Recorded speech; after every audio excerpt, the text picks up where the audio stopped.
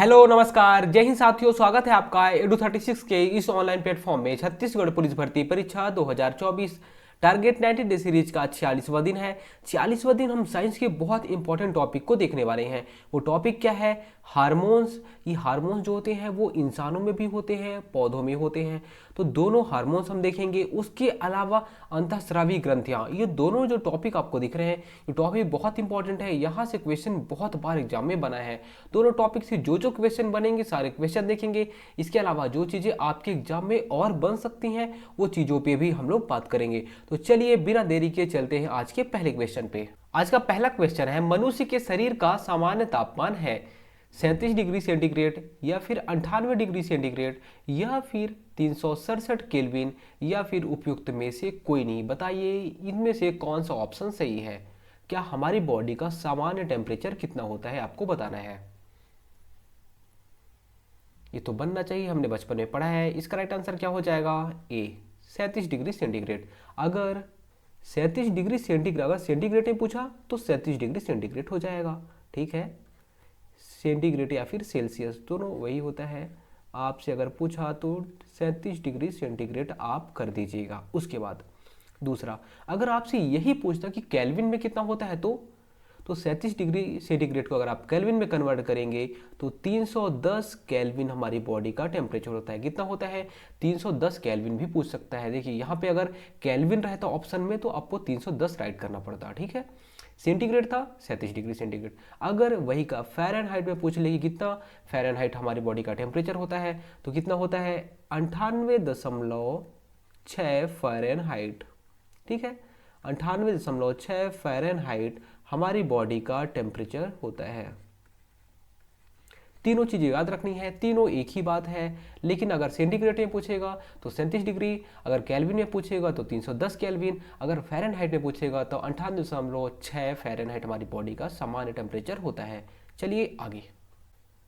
कौन सा हार्मोन लड़ो और उड़ो हार्मोन कहलाता है? इंसुलिन, एस्ट्रोजन, एड्रीनेलिन या फिर ऑक्सीटोसिन। बताइए ये हार्मोन आप लोगों के अंदर अभी तो बहुत ज़्यादा है।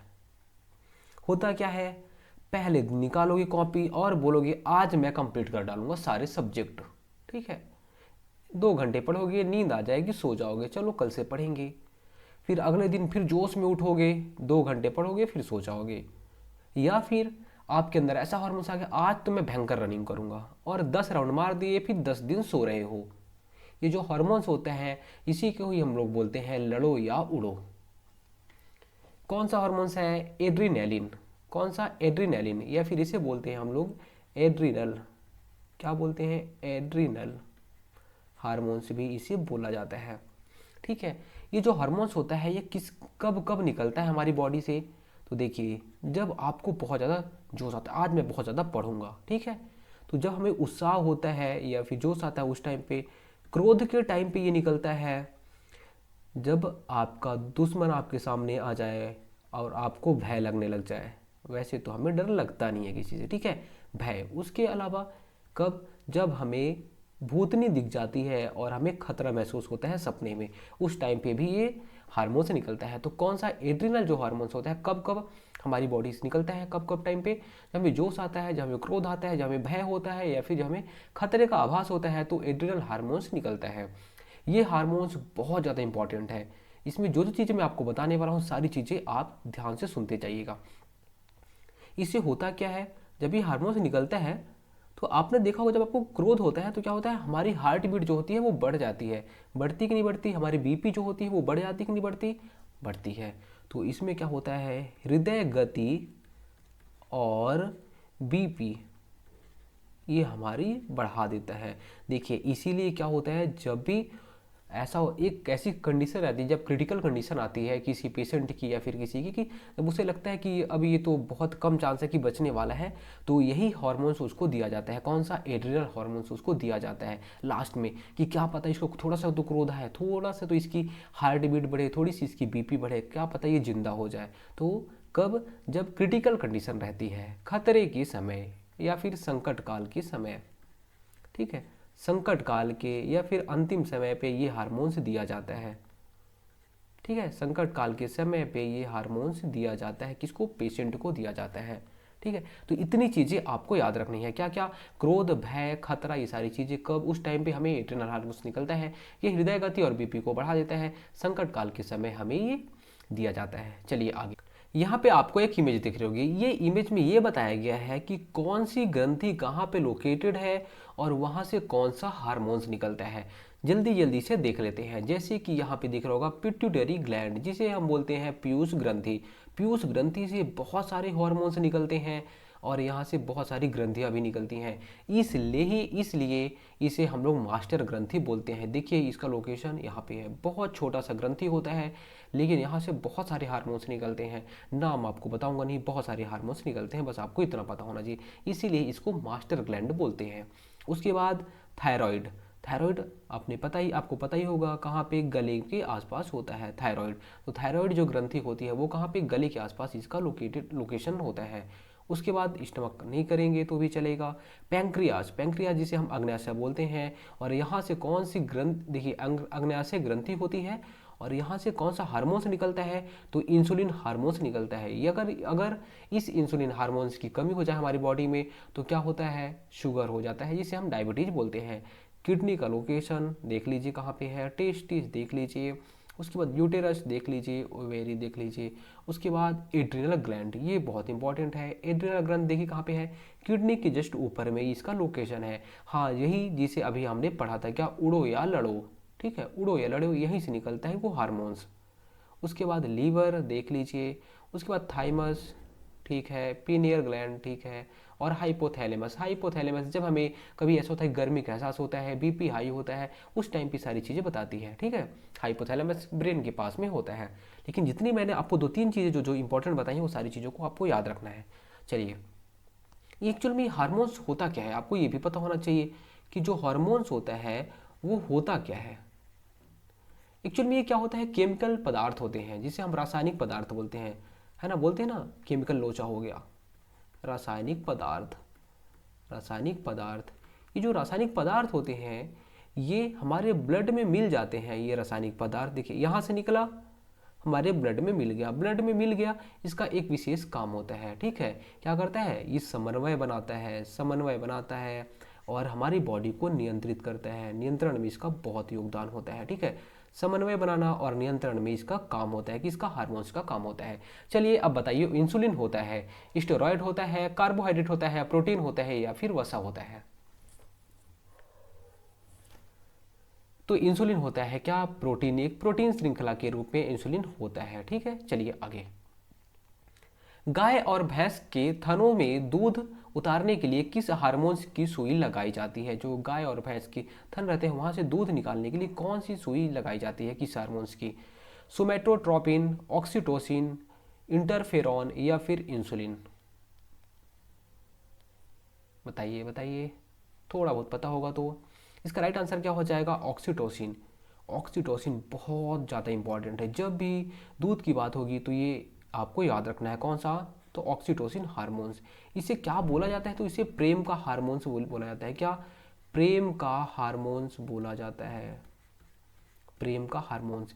देखिए एक ये हार्मोन्स कब और भी होता है, तो जब माँ और बच्चे का जब प्यार होता है, माँ बच्चे के वात्सल्य या फिर प्यार टाइम में भी ये हार्मोन्स निकलता है, ठीक है। तो वात्सल्य के समय भी ये हार्मोन्स निकलता है, ठीक है। इसके अलावा अभी मैंने आपको बताया क्या, प्रेम का हार्मोन्स होता है, और ये कहाँ से निकलता है, तो पीयूष ग्रंथि, कहाँ से, पीयूष ग्रंथि से ये निकलता है। और इसके अलावा देखिए, जब मैथुन की बात आती है तो मैथुन में भी यही हार्मोन्स निकलता है, मैथुन के टाइम पे यही हार्मोन्स होता है। और इतनी चीज़ें आपको याद रखनी है। देखिए क्या क्या, प्रेम का हार्मोन्स बोलते हैं, माँ और बच्चे के प्रेम के समय भी यही हार्मोन्स निकलता है। इसी निकलता कहाँ से, पीयूष ग्रंथि से निकलता है, मैथुन के समय भी यही हार्मोन्स होता है। प्रेम का हार्मोन्स याद रखना है, कौन सा, ऑक्सीटोसिन। इसके अलावा गाय और भैंस जो रहते हैं उनसे दूध निकालने के लिए इस हार्मोन्स की सुई लगाई जाती है। आगे आइए, हरे फलों को कृत्रिम रूप से पकाने वाली गैस कौन सी है, एसिटिलीन, इथेन, हाइड्रोजन, या फिर कार्बन डाइऑक्साइड। जो हरे फल रहते हैं, आपने देखा होगा एक कार्टून में हरे फल रख देते हैं और देखते हैं कि अगले दिन वो हल्का हल्का पीला हो जाता है। तो जादू की छड़ी तो रहती नहीं है, होता क्या है?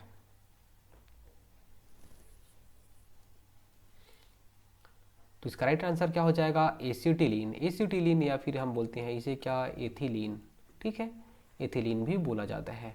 होता क्या है देखिए, जो हरे फल जो रहते हैं, हरे फल को पहले तो बात तो हम देखते हैं कि कार्बाइड से लोग पकाते हैं। अगर आप जो फल मार्केट में अगर जाएंगे, आप किसी से पूछेंगे तो वही बताएगा क्या कार्बाइड से हम लोग पकाते हैं। लेकिन कार्बाइड का जो यूज करना वो थोड़ा हेल्थ के लिए हमारे उतना सही नहीं है, इसलिए एसिटिलीन या फिर एथिलीन का यूज करना चाहिए। ठीक है, तो हरे फलों को पकाने के लिए किसका, एसिटिलीन या फिर एथिलीन का यूज करना चाहिए। कृत्रिम रूप से इसे पकाया जाता है। और दूसरी चीज़ देखिए, पादप में जो हार्मोन्स होते हैं वो 5 हार्मोन्स होते हैं। पौधों में कौन से 5 हार्मोन्स पाए जाते हैं? इन पांचों हार्मोन्स में ये जो होता है एसिटिलीन या फिर एथिलीन हार्मोन जो होता है, वो एक ही ऐसा हार्मोन्स है जो कि गैसीय अवस्था में रहता है। इसमें गैसीय अवस्था में एक ही हार्मोन्स रहता है। चलिए, मानव हार्मोन इंसुलिन का उत्पन्न होता है। कहाँ से इंसुलिन उत्पन्न होता है? यकृत से, अग्न्याशय से, गुर्दे से या फिर पिट्यूटरी से? मानव जो हार्मोन होता है वो इंसुलिन कहाँ से उत्पन्न होता है? अभी हमने इसके बारे में बात किया था, कहाँ से, अग्न्याशय से ये उत्पन्न होता है। अब आपको इंसुलिन के बारे में कुछ कुछ चीज़ें और जान लेनी चाहिए। क्या क्या चीज़ें? पहली बात तो अग्न्याशय से उत्पन्न हो गया, ये तो आपको पता ही है। ठीक है, इसकी कमी से क्या होता है? डायबिटीज हो जाता है। क्या हो जाता है? डायबिटीज हो जाता है। अग्न्याशय की मैं अगर पूछूं एकदम इसका एग्जैक्ट लोकेशन कहाँ है, तो अग्न्याशय के अंतःस्रावी ग्रंथि, अंतःस्रावी के लैंगर हैंस दीपिका ओके बीटा कोशिका, किसके, बीटा कोशिका से इसका स्रावण होता है। देखिए, कहाँ से निकलता है ये इंसुलिन हार्मोन? तो अग्न्याशय के अंतःस्रावी ग्रंथि के लैंगरहंस दीपिकाओं के बीटा कोशिका से ये इंसुलिन निकलता है। बताइए कितना अंदर घुसा रहता है ये। ठीक है, उसके बाद ये डायबिटीज की कमी से क्या होता है? डायबिटीज होता है। और ये कहाँ, और इसे नेचुरली कहाँ पाया जाता है? तो डहेलिया, आपने फूल का नाम सुना होगा क्या, डहेलिया। ये डहेलिया फूलों की जड़ों से, डहेलिया की जड़ों से ये पाया जाता है, कि जड़ों में ये पाया जाता है। इतनी चीज़ें आपको याद रखनी चाहिए, इससे ज़्यादा गलत बात, इससे ज़्यादा पढ़ना ही नहीं है। लेकिन ये चीज़ों को देखिए, पहली बात मैं आप लोग को ये बता देता हूँ कि इसका जो पीडीएफ है, आप टेलीग्राम में ज्वाइन हो जाइए, या फिर आप क्या कर सकते हैं, edu36 क्लास पीडीएफ सर्च करेंगे तो आपको मिल जाएगा टेलीग्राम में। ठीक है, वहाँ सर्च करिए, ज्वाइन हो जाइए, सारी चीज़ें आपको मिल जाएंगी। आयोडीन युक्त नमक उपयोगी होता है क्योंकि यह पाचन बढ़ाता है, रोगों के लिए प्रतिरोध वृद्धि करता है, थायराइड ग्रंथि का नियंत्रण करता है। उपयुक्त सभी आयोडीन नमक खाइए, तंदुरुस्त रहिए। क्यों उपयोगी होता है, क्यों? देखिए, इसका राइट आंसर आपको पता ही होगा, थायराइड ग्रंथि का नियंत्रण करता है। थायराइड ग्रंथि, अगर मान लीजिए आप नमक नहीं खाएंगे, जो आयोडीन युक्त नमक होता है वो नमक नहीं खाएंगे, तो जो आपको गला है, गले के आसपास आपने देखा होगा कई लोग का गला ऐसे सूजा रहता है, सूजा रहता है ना। वो सूजन क्यों जाता है? क्योंकि आयोडीन की कमी हो जाती है। तो किसका नियंत्रण करता है? ये थायराइड ग्रंथि का नियंत्रण करता है। उसके बाद निम्न अंगों में से पित्त का संचय किसमें होता है? प्लीहा, अग्न्याशय, अपेंडिक्स या फिर पित्ताशय? पित्त का संचय कहाँ पे होगा? पित्त का स्टोरेज पित्ताशय में होगा, राइट आंसर। मानव शरीर की सबसे बड़ी ग्रंथि कौन सी होती है? यकृत, अग्न्याशय, अवटु ग्रंथि या फिर अमाशय? मानव शरीर की सबसे बड़ी ग्रंथि,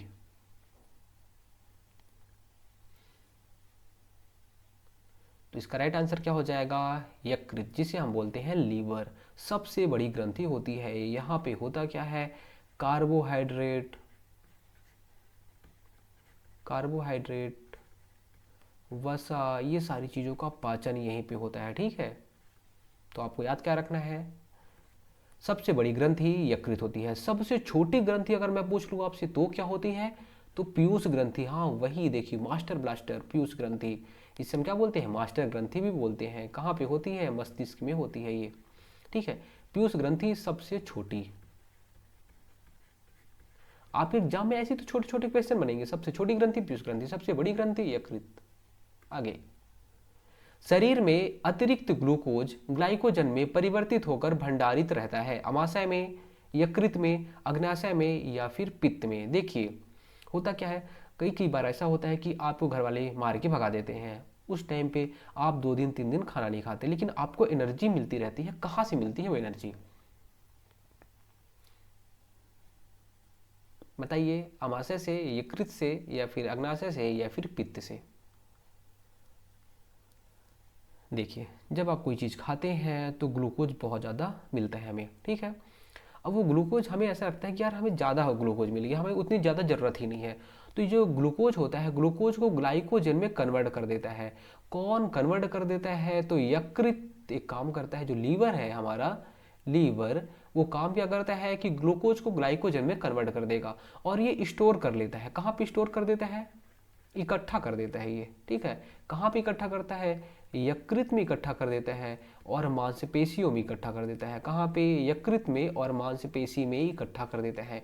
इसीलिए जब आपको खाना नहीं मिलता तो ये जो ग्लूकोज है यहाँ से निकल के आ जाता है या फिर मांसपेशियों से आपकी बॉडी को एनर्जी देता रहता है। आया समझ में? इसका राइट आंसर क्या हो जाएगा? यकृत हो जाएगा। यकृत से यकृत में कन्वर्ट होता है और यकृत में ही स्टोर हो जाता है और मांसपेशी में स्टोर रहता है। आगे, निम्नलिखित में से किसकी कमी से मनुष्य में मधुमेह होता है? ग्लाइसिन, हीमोग्लोबिन, हिस्टेमिन या फिर इंसुलिन? किसकी कमी से मधुमेह या फिर डायबिटीज हो जाता है? इसका राइट आंसर जल्दी बताइए। इसका राइट आंसर क्या हो जाएगा? इंसुलिन। कहाँ से निकलता है?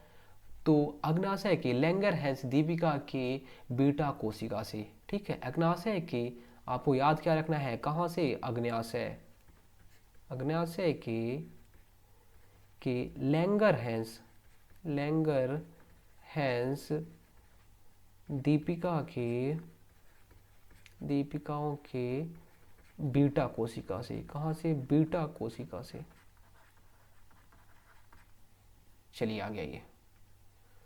माँ और शिशु के बीच गले लगना या चूमना निम्न हार्मोन्स में किसके मोचन को प्रेरित करता है? इंसुलिन, नॉरड्रेलिन या फिर पुटकोद्दीपन हार्मोन्स या फिर ऑक्सीटोसिन हार्मोन्स? अभी मैंने आपको बताया था, माँ और शिशु के बीच में गले लगना या फिर चूमना कौन से हार्मोन्स के कारण होता है?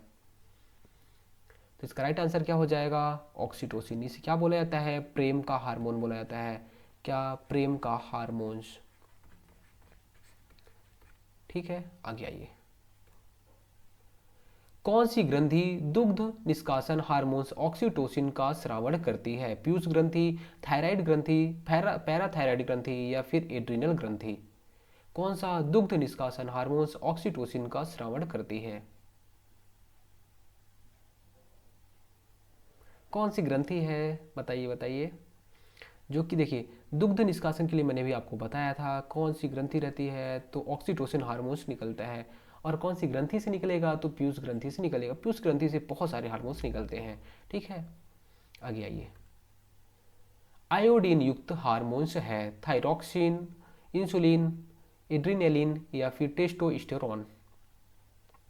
आयोडीन युक्त हार्मोन्स, आयोडीन, आयोडीन की जब भी बात आएगी तो आपको क्या याद रखना है? गला याद रखना है। गले में थायराइड होता है, थायरॉक्सिन हो जाएगा। चलिए आगे आइए।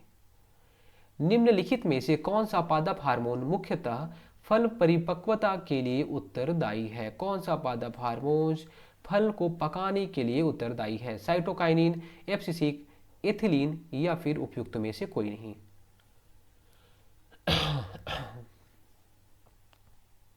तो इसका राइट आंसर क्या हो जाएगा बताइए? मैंने आपको बताया है इसका राइट आंसर क्या हो जाएगा? एथिलीन, या फिर इसे हम बोलते हैं एसिटिलीन। एकमात्र हार्मोन ऐसा होता है जो कि गैसीय अवस्था में होता है। गैसीय अवस्था में एकमात्र हार्मोन्स होता है। देखिए अब साइटोकाइनिन, देखिए कितने हार्मोन्स होते हैं? पादप हार्मोन्स 5 पादप हार्मोन्स होते हैं। जल्दी से बताइए कौन कौन से? आपको लिख के बता देता हूँ। ऑक्सिन, जिब्रेलिन,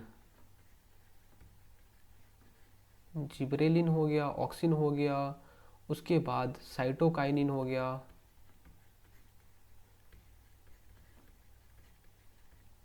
और एब्सिसिक हो गया, एब्सिसिक हो गया, और लास्ट बचा है एथिलीन। कौन सा? एथिलीन या फिर एसिटिलीन। ठीक है, ये 5 हार्मोन्स पौधे से निकलते हैं। ऑक्सिन क्या करेगा?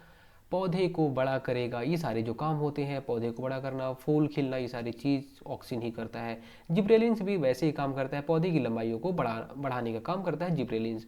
साइटोकाइनिन जैसे ऑक्सिन और जिब्रेलिन्स काम करते हैं, वैसे ये भी पौधे को बढ़ाना, फूल लगना, कलियाँ खिलना, सारी चीज़ें साइटोकाइनिन में होती हैं। तीनों चीज़ें लगभग लगभग सेम होती हैं। ठीक है, अब आपको याद क्या रखना है? एब्सिसिक ये क्या करता है?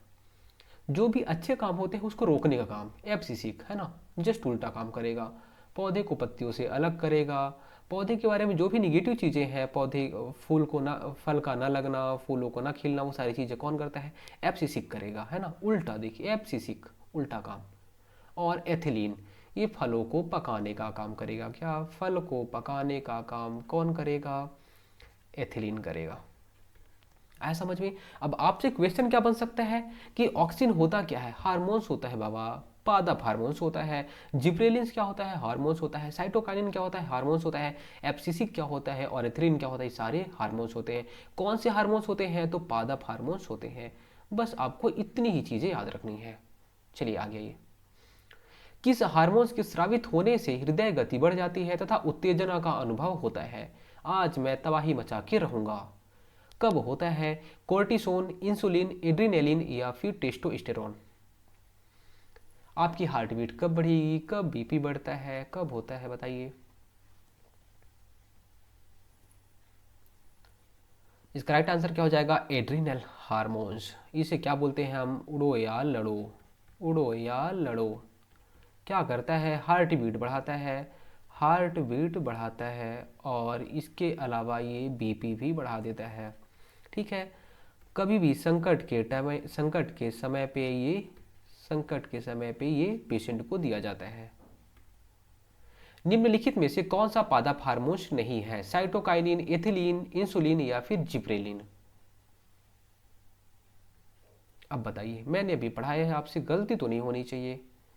5 हार्मोन्स मैंने बताए थे। कौन कौन से? ऑक्सिन, आगे नहीं बताऊंगा। बताइए। देखिए, इंसुलिन जो होता है वो तो मानव की बॉडी में बनता है। कहाँ पे बनता है? अग्न्याशय में बनता है। ठीक है, तो ये तो पादप हार्मोन्स हुआ नहीं। ठीक है, ये तो, और बाकी साइटोकाइनिन मैंने आपको बताया था, इथिलीन बताया था, जिब्रेलिन बताया था, ऑक्सिन बताया था, और एब्सिसिक बताया था। 5 हार्मोन्स पादप से निकलते हैं। अगला क्वेश्चन, निम्न में से कौन पादप हार्मोन्स है? इंसुलिन, थायरॉक्सिन, साइटोकाइनिन या फिर एस्ट्रोजन। कौन सा ऐसा हार्मोन्स है जो पादप हार्मोन्स है, पौधे का हार्मोन्स है? जल्दी बताइए।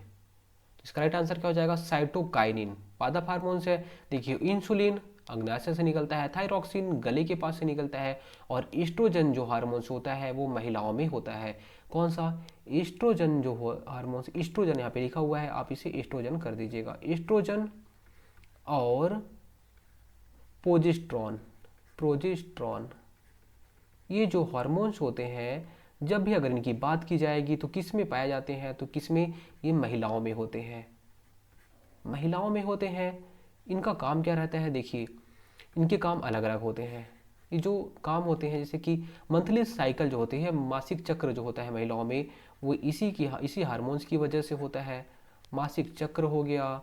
इसके अलावा दुग्ध जो ग्रंथि होती है, दुग्ध ग्रंथि, वो भी इसी की वजह से। इसके अलावा जो गर्भाशय का रहता है, गर्भाशय से रिलेटेड, तो ये जो हार्मोन्स होते हैं एस्ट्रोजन और प्रोजेस्टेरोन हार्मोन्स, ये महिलाओं में पाए जाते हैं। किसमें? महिलाओं में। कौन से हार्मोन्स? एस्ट्रोजन और प्रोजेस्टेरोन। आपको दोनों को याद रखना है। मानव शरीर में सबसे छोटी अंतःस्रावी ग्रंथि कौन है? एड्रिनल, थायराइड, पैंक्रियाज या फिर पिट्यूटरी। सबसे छोटी अंतःस्रावी ग्रंथि मैंने आपको पहले ही बताया है। इसका राइट आंसर क्या हो जाएगा? पिट्यूटरी, या फिर जिसे हम बोलते हैं पीयूष ग्रंथि। पीयूष ग्रंथि, जिसे हम बोलते हैं मास्टर ग्रंथि।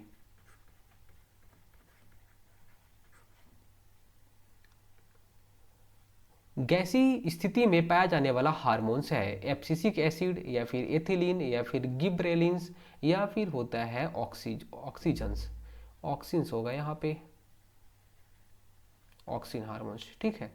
अब बताइए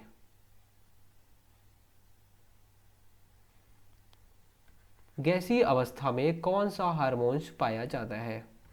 मैंने आपको बताया इसका राइट आंसर क्या हो जाएगा, एथिलीन। इसी में तो फल पकते हैं, ठीक है, फल को पकाने में। जब चींटियां काटती हैं तो वे अंतःक्षेपित करती हैं ग्लेसल एसिटिक अम्ल, मेथेनॉल, फॉर्मिक अम्ल या फिर स्टीरोइक अम्ल।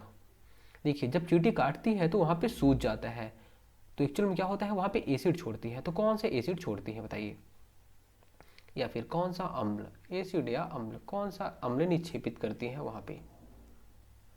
जब चींटियाँ काटती हैं तो वहाँ पे फॉर्मिक अम्ल निक्षेपित करती हैं। कौन सा अम्ल, फॉर्मिक अम्ल। आपको याद रखना है, बहुत बार एक क्वेश्चन बना हुआ है। आप ऐसे कर सकते हो कि चींटियों के लिए एक फर्म बनाया गया था, क्या ये फर्म हो गया, और किसके लिए बनाया गया था, तो ये चींटियों के लिए एक फर्म बनाया गया था। फॉर्मिक हो जाएगा, फॉर्मिक अम्ल चींटियाँ जब काटती हैं तो हो जाता है, निकलता है। फिर मानव शरीर का कौन सा भाग शरीर ताप को नियंत्रित करता है? देखिए जो हम कौन सा ऐसा भाग होता है जो कि हमारे शरीर के ताप को नियंत्रित करता है? हृदय, फेफड़ा, यकृत या फिर वृक्क? कौन सा ऐसा पार्ट होता है जो कि हमारे टेम्परेचर को नियंत्रित करता है, कंट्रोल करने का काम करता है?